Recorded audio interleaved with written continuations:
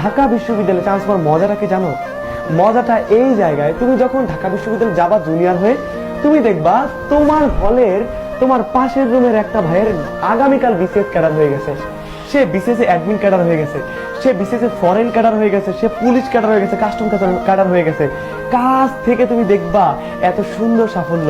তুমি যখন ঢাকা বিশ্ববিদ্যালয়ে চান্স পাবা, তুমি দেখবা তোমার রুমমেট বড় ভাইটা জাতিসংঘের কোন একটা স্পিচ দিতে চলে গেছে, কোন একটা কনফারেন্সে চলে গেছে। তুমি যখন ঢাকা বিশ্ববিদ্যালয়ে ভর্তি হবা, তুমি দেখবা তোমার পাশের বড় ভাইটা চমৎকার লেভেলের গান করে, চমৎকার লেভেলের গিটার প্লে করে।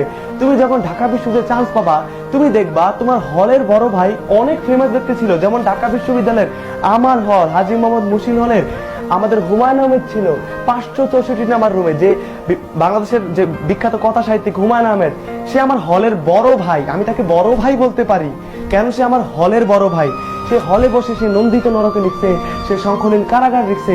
আমাদের হলের বড় ভাইকে ওই যে ওবায়দুল কাদের, বাংলাদেশের সড়ক ও যোগাযোগ মন্ত্রী, সেতু মন্ত্রী, সে আমার হলের বড় ভাই। সে আমার বড় ভাই কেন না, সে আমার বড় ভাই।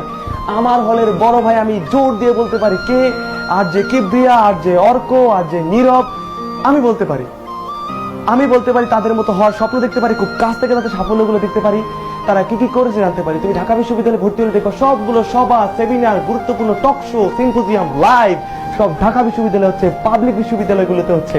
তুমি এই সুযোগটা কেন নিবা না? অনেকে মনে করো, অনেকে আমাকে কমেন্ট করে বলো, ভাইয়া ঢাকা বিশ্ববিদ্যালয়ে চান্স পায় কি জীবনের একমাত্র কিছু, নাহলে কি জীবন শেষ? না, জীবন এখানে শেষ না, কিন্তু চমৎকার এই সুযোগটা তুমি কেন নিবা না? কেন নিবা না? অন্যরা নিচ্ছে। সুতরাং ঢাকা বিশ্ববিদ্যালয়ে চান্স পেলে না এই সুখের অনুভূতিগুলো তুমি খুব কাছ থেকে রস আস্বাদন করতে পারবা।